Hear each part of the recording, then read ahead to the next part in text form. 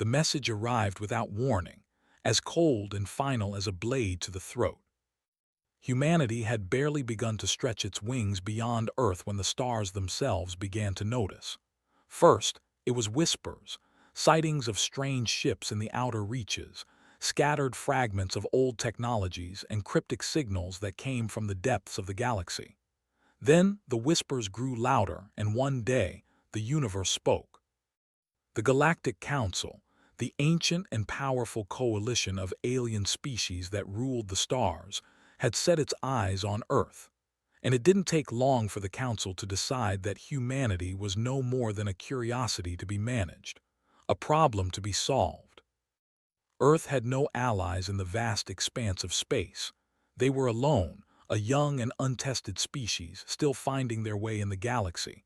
But in the eyes of the Galactic Council, humanity's potential was a threat, a species so unpredictable, so wild that it could not be allowed to remain free.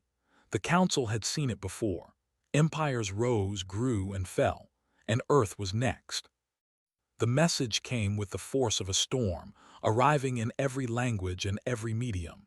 It was everywhere, on every screen, in every home, broadcast to every city. And its words were simple, brutal, and clear. The Galactic Council demands your tribute. You will provide resources, technology, and soldiers for the expansion of our empire. Refusal will result in your immediate destruction. The words hung in the air like a dark cloud, suffocating the breath of every person who read them. The message was signed with the symbols of the Council's most powerful factions, the Zorath, with their towering armored bodies and brutal war machines; the Thrix, cold and calculating, their minds as sharp as the weapons they wielded; and the Ithir, ancient and unfathomable, whose influence stretched across the very fabric of space. It wasn't just a demand, it was an ultimatum, a threat, a promise that if humanity refused to comply, they would be wiped from existence without a second thought. The world held its breath. In a war room deep within the United Nations, world leaders gathered. The room was thick with tension, the air heavy with the weight of the decision ahead. Leaders from every nation, once divided by borders and politics, now sat shoulder to shoulder. The fate of Earth rested in their hands. Are we supposed to just give in? President David McAllister's voice broke through the heavy silence. He was a man accustomed to making hard decisions, but this was different. He stared at the message that had just flashed across the screen, his face a mixture of disbelief and disbelief. "We have no choice," said General Alvarez, his voice strained with the weight of the situation. "They're too powerful. If we refuse, they'll destroy us, every last one of us." The room fell silent again. The leaders of the world looked at each other, eyes wide with fear. The Zorath were known for their ruthlessness, their fleets capable of annihilating entire planets. The Thrix had mastered the art of manipulation, infiltrating and controlling governments from the shadows. And the Ithir, they were older than the stars themselves. "We can't fight them," said Chancellor Lee, her voice a low whisper. "We're just humans. We've never fought a war like this before. We're not prepared." President McAllister turned away from the group, walking to the large window that looked out over the city. The sky was darkening as night fell, but the stars above felt distant, unreachable. In his mind, he saw the vastness of space, cold, empty, indifferent. For the first time in his life, he felt the weight of that emptiness pressing down on him. "Is that it then?" he muttered under his breath. "We bow our heads, give them whatever they want, and wait for them to take everything else, our dignity, our future, our freedom." The room fell into a hushed silence. The world's leaders, the ones who held the power to decide humanity's fate, could offer no answer. They had never faced a force like this.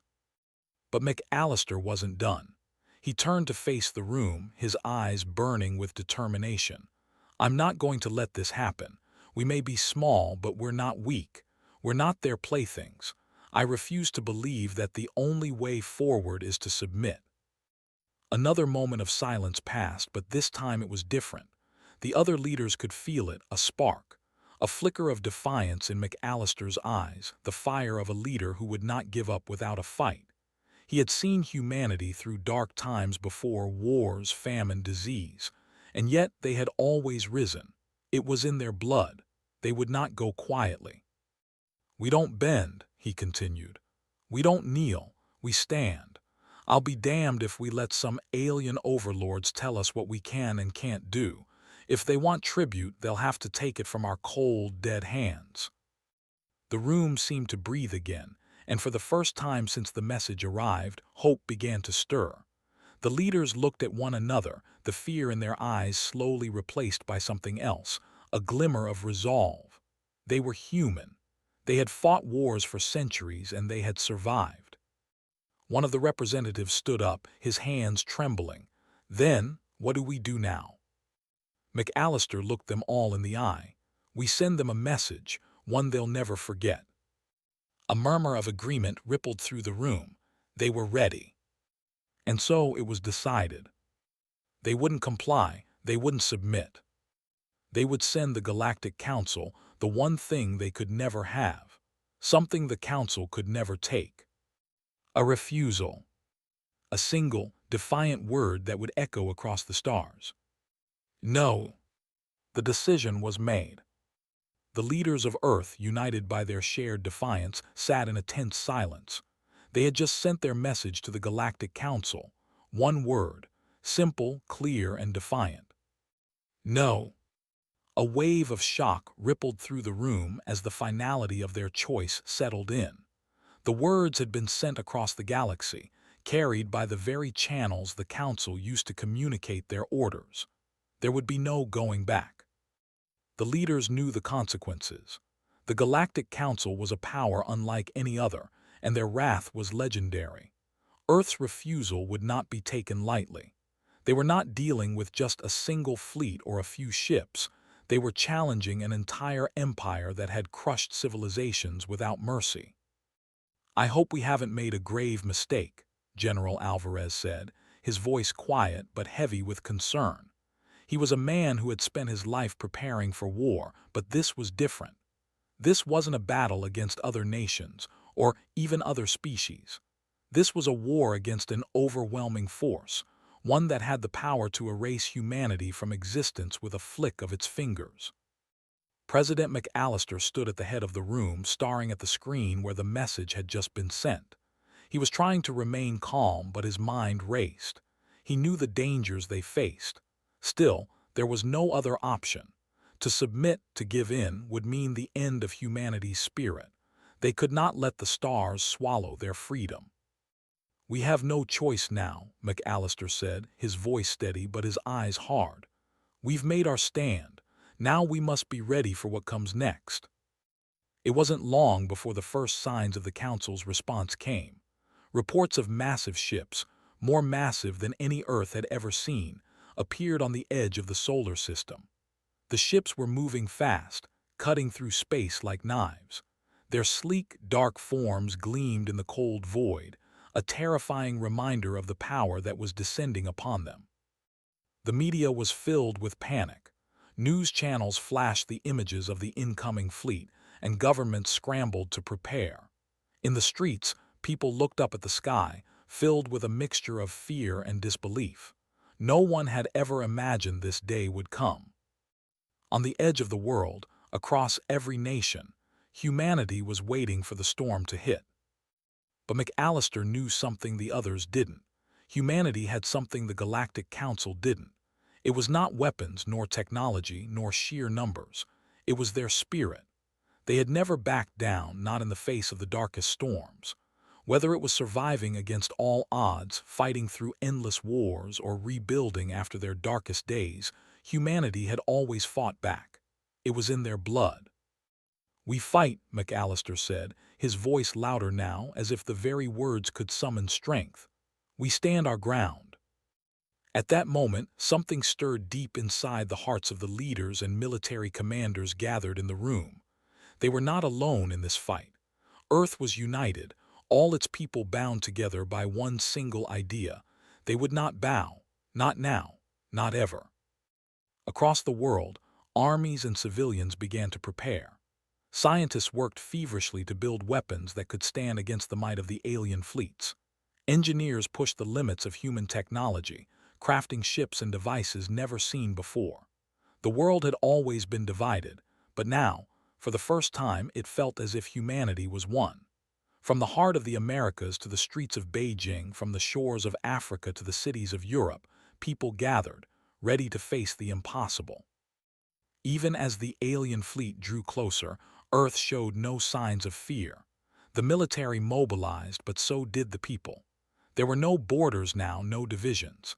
Everyone had a role to play, whether in defense or support. As the first wave of ships entered the outer limits of the solar system, Earth's defenses were ready. It wasn't much. Against the size and strength of the Council's ships, it felt like a dream to think they could win. But they would not go down without a fight.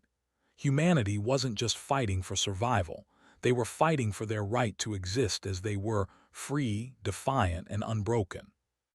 "We may not win today," General Alvarez said to McAllister, his eyes grim, "but we'll make them regret underestimating us." McAllister nodded, his jaw tight.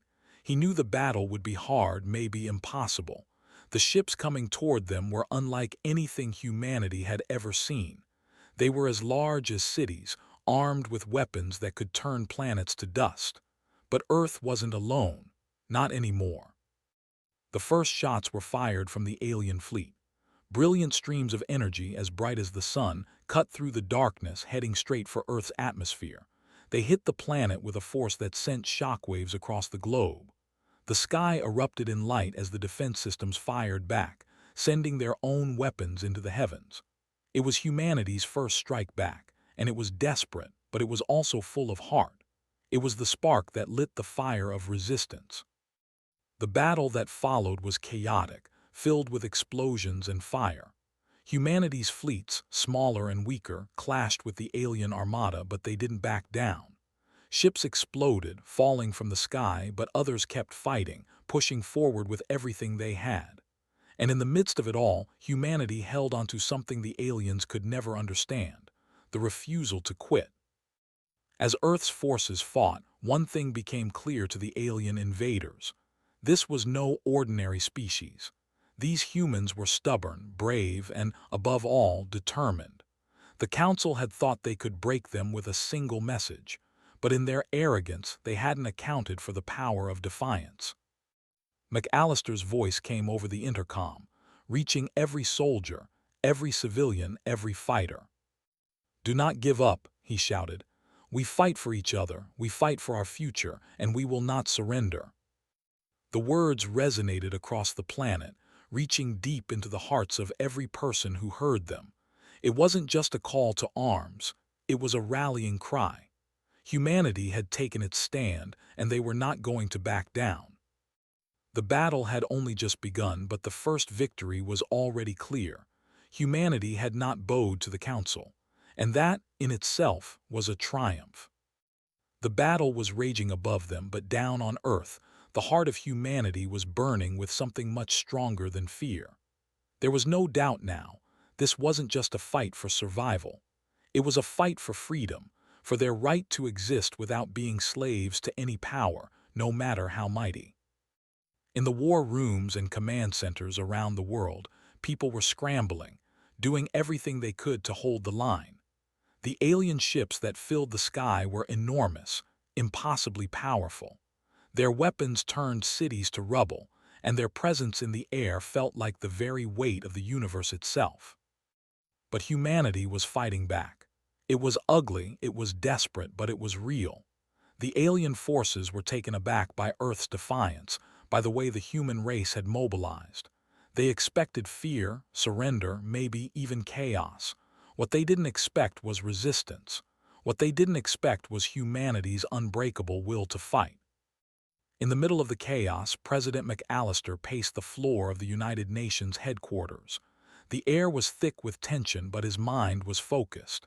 His fingers gripped the edge of the table, his thoughts racing. He had no illusions.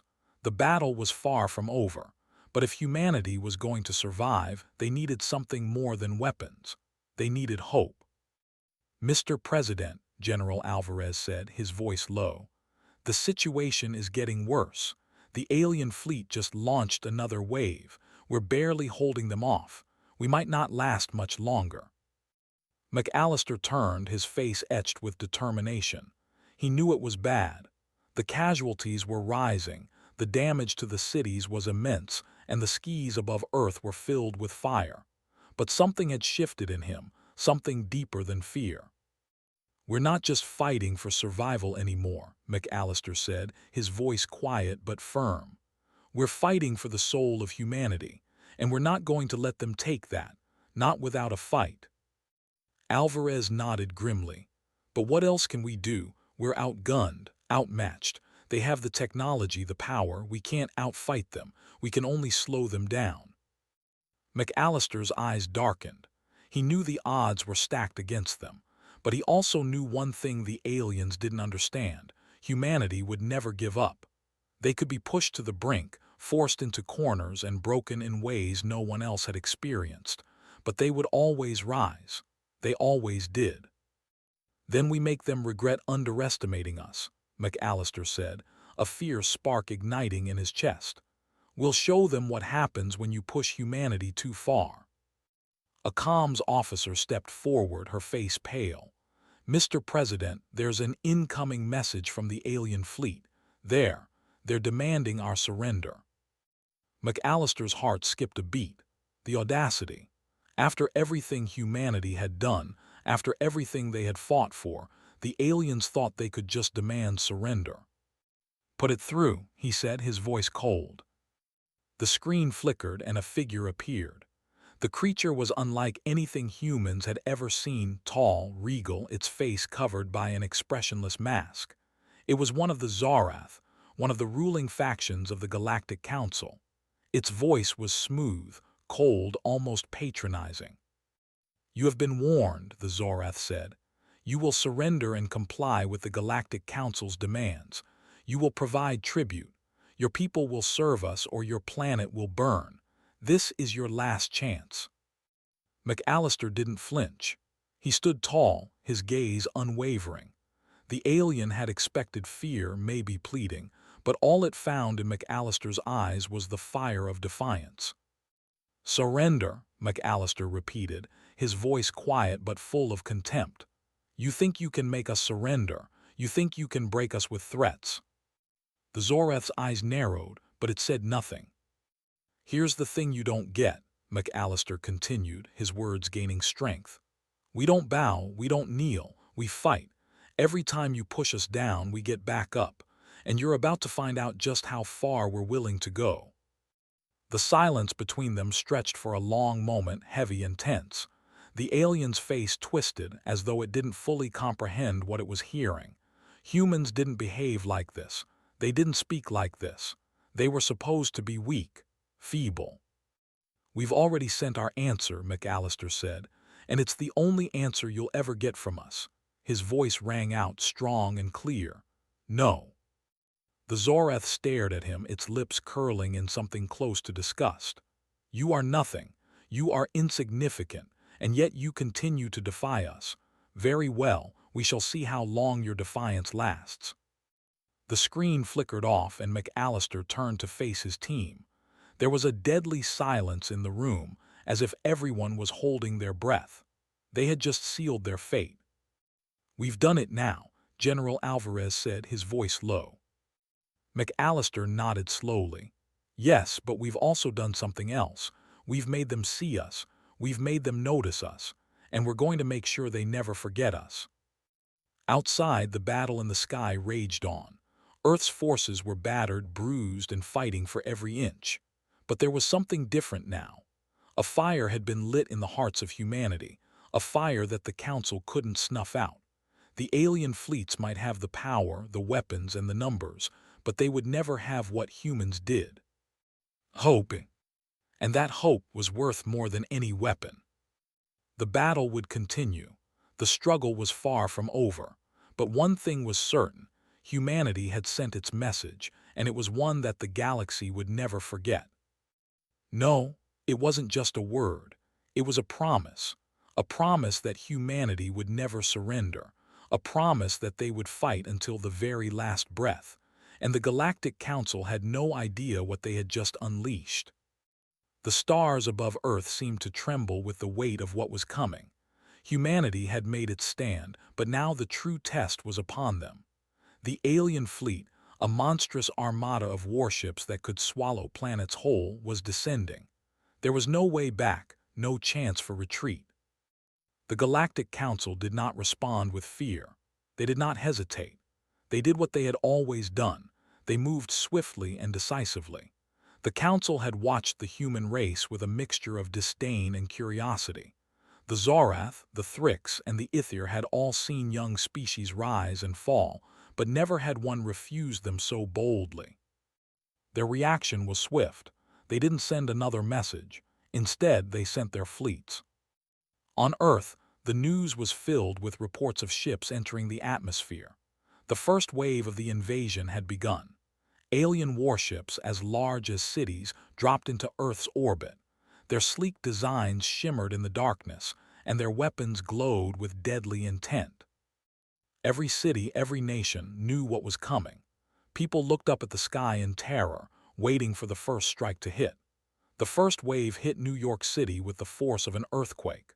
A blinding flash of light filled the skies as a beam of energy lanced down, hitting the Empire State Building and vaporizing it in an instant. The shockwave sent debris flying across the city, and the streets erupted into chaos. Earth was under attack. Back at the United Nations, President McAllister stood at the center of a war room, watching the chaos unfold on a large screen. His eyes were focused, his jaw clenched. Every fiber of his being was aware of what this moment meant. The world was burning, cities were falling, and yet he stood firm. He knew they had no choice but to keep fighting. "We've been hit hard," General Alvarez reported, his voice tight. "Cities along the eastern seaboard are gone. The alien fleet has begun its bombardment. We're losing ground fast." McAllister nodded, his mind working furiously. He had known this would happen. The Council would not be kind. They would not hesitate. They would destroy what they could, and then they would demand humanity's surrender. But humanity had already given its answer, and they would not back down. "We fight," McAllister said, his voice calm but resolute. "We fight because it's the only thing we know how to do. They will regret underestimating us. I promise you that." His words seemed to carry weight in the room. The leaders of Earth's nations had gathered here, united by one singular cause, to defend their home, their freedom. And in their eyes they saw the same fire that burned in McAllister's. They were not defeated. Not yet.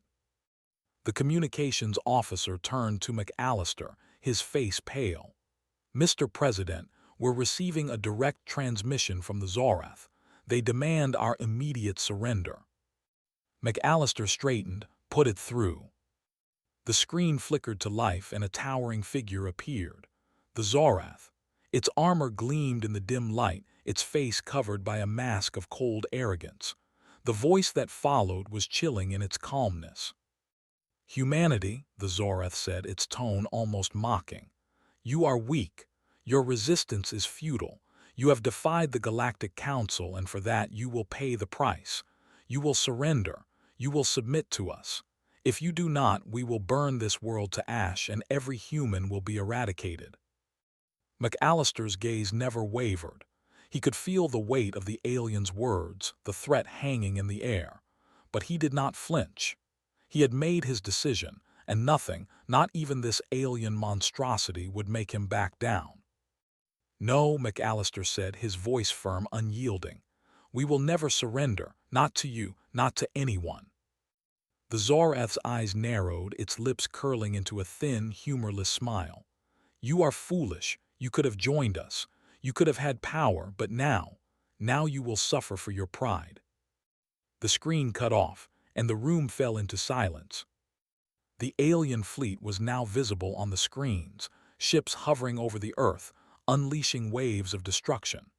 Humanity had no way of matching the power of the alien ships, yet they fought. In the skies above, Earth's last defense systems fired up. Ships, human ships built from years of innovation and sweat, launched into space, ready to face their doom. The world's military had rallied, but the odds were stacked against them. The aliens had technology so far beyond theirs that it seemed hopeless. But that didn't matter. The battle was about more than just winning. It was about sending a message. The alien invaders may have had power, but they did not have what humanity had: a will to survive, a refusal to submit. McAllister turned to his generals, his voice strong. "We'll fight until the last breath. We don't stop. We show them what happens when you challenge humanity." The first wave of human ships collided with the alien fleet. Explosions filled the sky. Earth's ships, though outclassed in nearly every way, fought with a fierce desperation. They didn't just fight to survive, they fought to protect everything they had built. The fire of humanity, the same fire that had kept them alive through wars, disease, and hardship, burned brighter than ever. And as the alien fleet loomed above Earth, one thing became clear: humanity wasn't going to make it easy. The Zorath, the Thrix, and the Ithir had expected to crush them without effort. Instead, they had awoken something that they could not control. Humanity's strength wasn't in their technology or their numbers, it was in their heart. And that heart was what would keep them fighting. As the battle raged, McAllister looked out at the horizon, the smoke rising from cities in the distance. "We fight for each other," he muttered, the words a quiet promise. "We fight because we are humanity." In the skies above, Earth's fleet surged forward, charging at the alien invaders with the strength of a species that refused to be broken. And though the battle was far from over, humanity had sent the Galactic Council a message they would never forget. The fight had only just begun, but humanity was ready. And the aliens had no idea what they had unleashed. The world trembled under the weight of the alien invasion. The alien fleet loomed above Earth, filling the sky like a swarm of dark, unfeeling shadows. Their weapons had already begun to tear apart entire cities, and the destruction spread faster than humanity could react. But amid the chaos, something incredible was happening. Humanity wasn't broken. They were fighting back. The streets were filled with panic, but there were no signs of surrender. People scrambled for shelter, but many also gathered to support the defense efforts, to help where they could. In every corner of the earth, from the crowded streets of New Delhi to the quiet villages of Canada, humanity rose to the challenge. Governments worked together, pooling every resource they had left. Scientists, engineers, and soldiers, every person with the knowledge, skill, and heart to help was putting everything on the line. The world had united in a way it never had before. There were no borders, no politics. It was a time for survival, for defiance, and humanity would not go down without a fight. President McAllister stood before the war room's map, his eyes sharp. He had always known that Earth would face challenges, but he never thought it would come to this: humanity's survival hanging by a thread, fighting a battle against impossible odds. Yet here they were. The alien forces had underestimated them, believing that one threat would crush the will of the entire species. They were wrong. "We don't have enough ships," General Alvarez said, his voice grim as he stared at the projected image of the alien fleet. "Their numbers are too great. We're barely holding onto our defenses. Earth is burning and we're fighting for every inch." McAllister's gaze never wavered. He had heard the reports. The damage was catastrophic. Major cities lay in ruins, entire regions had been decimated, and the alien fleet showed no sign of stopping. Yet, deep down, he could feel something that he had never felt before in his life: the strength of humanity. Their refusal to give up, their ability to adapt, to innovate in the face of the impossible. "We might be outnumbered, we might be outclassed," McAllister said, his voice quiet but full of fire. "But we're not done. Not yet. We fight because it's all we can do, and we'll make them regret ever underestimating us." A young officer, his face smeared with exhaustion, stepped forward. "Mr. President, We've got a team of scientists working day and night to reverse engineer some of the alien technology. It's slow, but we're making progress. If we can find a way to counteract their weapons. We'll find a way, McAllister interrupted, his voice resolute. Because if we don't, we lose everything. For hours, the war room hummed with activity. The clock was ticking, and every minute lost was another minute the alien forces grew closer to their ultimate goal, Earth's destruction. But humanity refused to sit idly by. They were thinking, adapting, and working together as a species in a way they never had before. In laboratories around the world, humanity's finest minds scrambled to unlock the secrets of the alien technology that rained down from the sky. With every piece of debris recovered from the wreckage of alien ships, scientists worked tirelessly to reverse engineer their weapons and defenses. Each new discovery sparked hope, even if just for a moment. They didn't have the aliens' vast resources, but they had something far more powerful: ingenuity. In the Pacific Ocean, engineers designed and built new ships from the remnants of the old, crafting tools and weapons that could hold their own against the invading fleet. The soldiers, who once thought their weapons were obsolete, now stood ready to use whatever they could to fight back. "We've got one shot at this," General Alvarez said.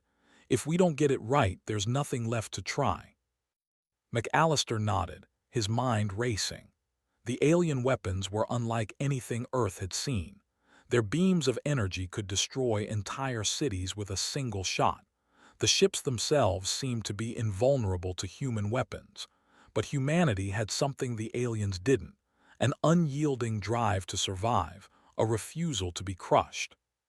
"Give me a timeline," McAllister said, turning to the engineers working on the reverse-engineered alien tech. "We're close," one of the scientists said. "We've figured out their shielding systems. We're building a device that should, in theory, disrupt their energy fields. It's a long shot, but it's all we have." "That's all we need," McAllister replied, a spark of determination lighting in his eyes. "We don't need to win every battle. We just need to give them a reason to fear us, a reason to remember that humanity doesn't bow." Outside, the battles continued. Humanity's fighters, though vastly outmatched, continued to attack, striking the alien ships with everything they had. They were using their greatest strength, their unpredictability. The aliens had thought they could destroy humanity with a single blow, but what they hadn't accounted for was that humanity could take a beating and keep coming back. They could take a punch, get knocked down, and still get back up. In the skies above, Earth's forces launched another desperate counterattack, and this time something had changed. The first signs of success came when a few alien ships began to fall. They weren't falling easily, but they were falling. Humanity's makeshift weapons, born from desperation and raw ingenuity, had punched through the alien defenses. The war wasn't over, not by a long shot. The odds were still stacked heavily against Earth, and humanity's resources were running low. But the alien invaders, for the first time, began to doubt. They could see the humanity in their enemies, the refusal to surrender, the relentless spirit of a species fighting for its home. Back in the war room, President McAllister allowed himself a small, fleeting moment of satisfaction. They hadn't won the war, but they had won something more important: a chance. A chance to prove to the Galactic Council that Earth would never be their slaves. A chance to show them that humanity was something the galaxy had better learn to respect. "We're not done yet," McAllister said, his voice calm and filled with determination. "We have one chance and we'll use it. We'll fight until the last breath." And with that, humanity pushed forward. Not as an underdog, not as a victim, but as a force that would not be forgotten. The battle for Earth had only just begun, and they would make the Council regret ever setting foot on their planet. The stakes were higher than ever, but humanity had one thing the alien fleet could never defeat: hope. The world was burning. The alien fleet had shown no mercy. The skies were filled with explosions as Earth's forces fought back with everything they had.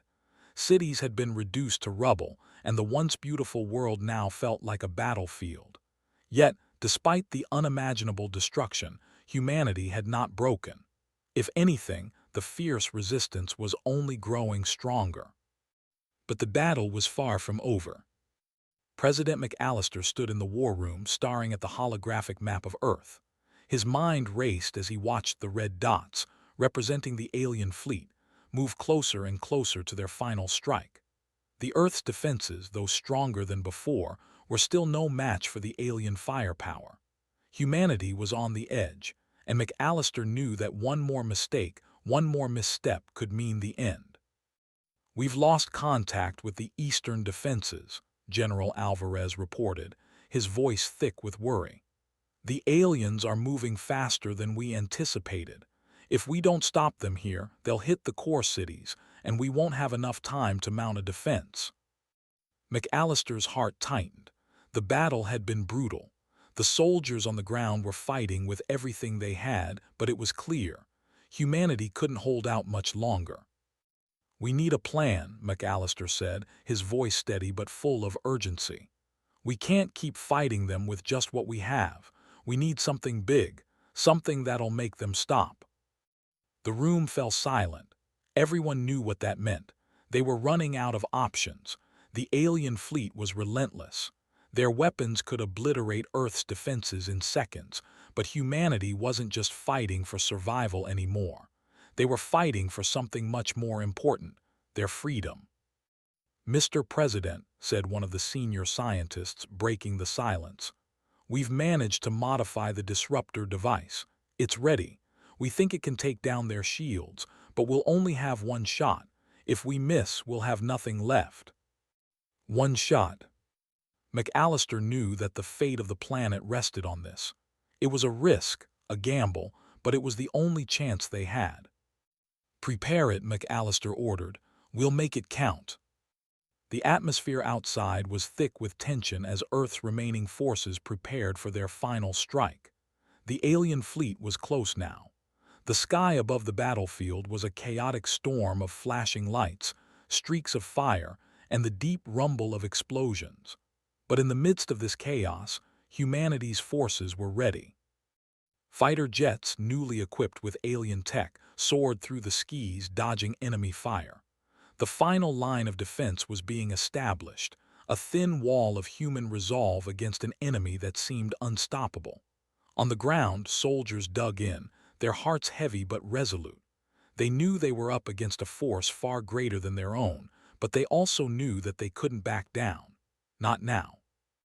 The alien fleet, a terrifying swarm of ships hovering just above Earth, unleashed their first salvo. A wave of energy streaked through the atmosphere, obliterating everything in its path. Cities and landscapes were wiped out in an instant. It was a force of destruction, something that made humanity's greatest weapons seem like toys. But humanity wasn't going to let this be their end. The disruptor device was ready. A small team of elite soldiers had been tasked with getting it to the heart of the alien fleet. They would face enemy fire, but they had no choice. This was the only chance. The soldiers, led by Colonel Kate Thompson, were in the thick of it. Her heart pounded in her chest as she led her team through the chaos.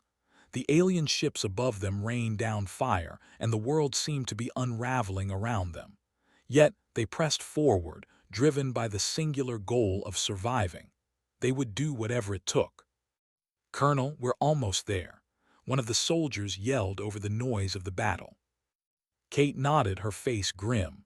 The path ahead was unclear and the risk was immense, but she knew they couldn't stop now, not when they were so close.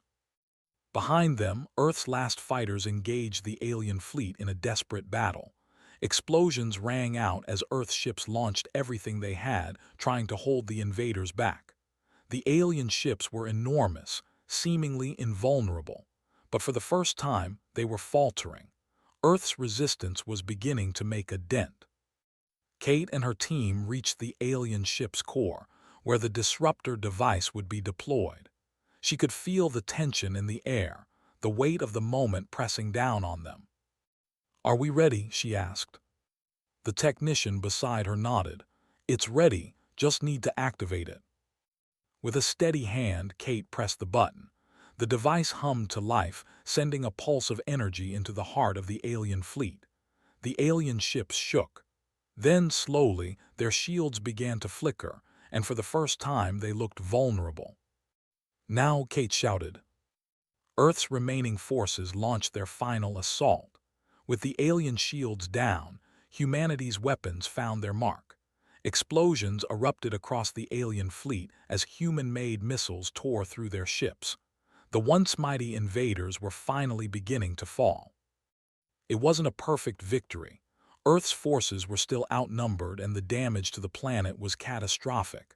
But in that moment, something incredible happened. The alien fleet, once so confident, now hesitated. The Galactic Council's ships, once unstoppable, were beginning to retreat. Humanity had done the impossible. They had made their stand and they had struck back. The sky was still filled with the roar of war, but for the first time, humanity had hope. The battle wasn't over yet, but the balance of power had shifted. McAllister stood in the war room watching the battle unfold on the screens. His heart raced, his mind still processing the scale of what was happening. They weren't done. Not yet. But they had proven something vital. Humanity could fight. Humanity could win. And in that moment, the alien fleet knew it. The Galactic Council had underestimated them.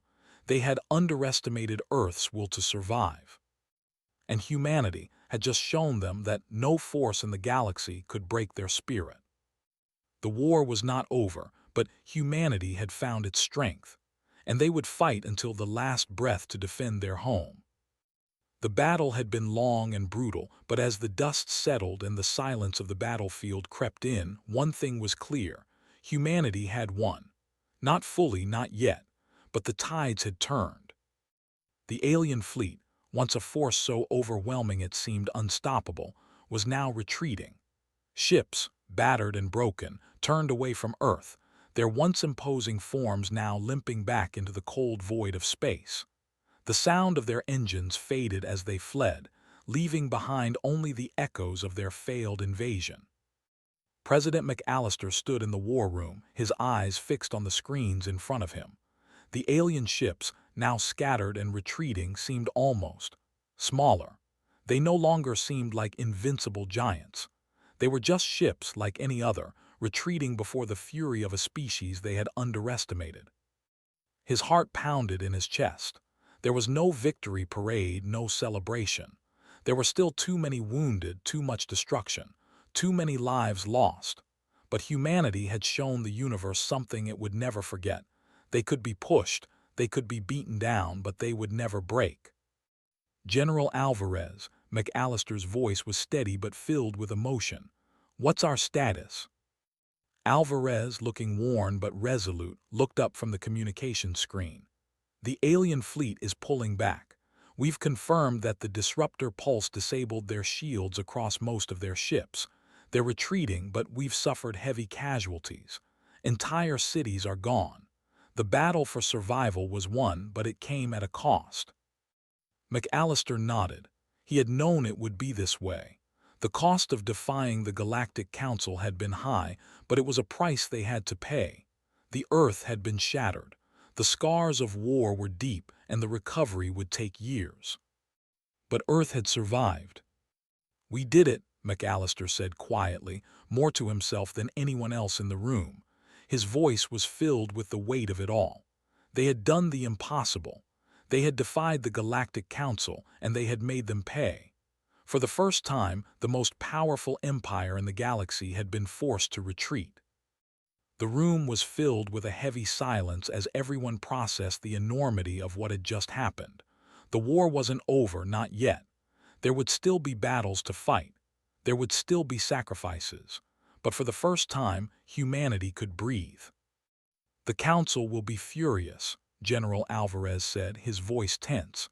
They will not forget what we've done. They will come for us again. McAllister turned, meeting the eyes of the officers around him. Yes, they will, but they'll remember us. They'll remember that humanity is not a species to be conquered, and they'll never forget the cost of thinking they could break us." A pause filled the room. McAllister's words carried a weight that seemed to settle into everyone's bones. The threat was far from over. The Galactic Council was still out there, still powerful, still watching. But now, humanity had a chance. They had shown the galaxy that they were capable of more than anyone had thought. They had shown the Council that they were more than just an insignificant species. "Prepare a message," McAllister ordered. "Send it to the stars, to the Council. We'll let them know we're not afraid. Let them know what happens when they threaten humanity." The message went out, a broadcast that would echo across the stars, across the galaxy. A simple message, but one that carried the weight of humanity's defiance, of their will to survive. The words were simple, but they carried an immense power. "We are humanity. We do not bow, we do not break, we fight, and we will never surrender." As the message was sent, McAllister allowed himself a moment of relief. It wasn't much, not yet. There were still too many wounded, too much destruction. But humanity had made its stand. The universe had seen it, and it would never forget. Outside the war rooms, the world began to stir. The sound of rebuilding began, slowly but surely. People emerged from their shelters, looking to the skies not with fear, but with a new sense of hope. The invaders had come. They had burned cities. They had taken lives, but they had been repelled. Humanity had fought for its home, and now, in the wreckage of their cities, the seeds of a new beginning were being planted. In New York, what remained of the Statue of Liberty stood against the skyline, battered and scarred but still standing tall. The flames had passed, but the spirit of humanity had not. It would never be broken. McAllister stood on the balcony of the United Nations building, looking out over the ruins of the city. He could see the destruction, the broken buildings, the streets filled with rubble, and yet, even in the midst of it all, there was something more.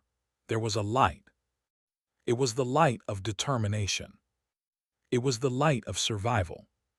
Humanity had lost so much, but they had gained something far more powerful, a new sense of unity, of purpose, of strength. They had been tested. They had been brought to the edge of extinction. And yet here they were, standing together, not as divided nations, not as separate peoples, but as one. McAllister took a deep breath and turned to face the others who had gathered with him. "This is just the beginning," he said, his voice strong. "The Galactic Council may leave us alone for now, but we will never stop preparing. We will never stop fighting for our future, and if they come back, we'll be ready." The war wasn't over. The future was uncertain. But one thing was clear: humanity would never again be the galaxy's prey. They would fight, not just for their survival, but for their right to stand tall.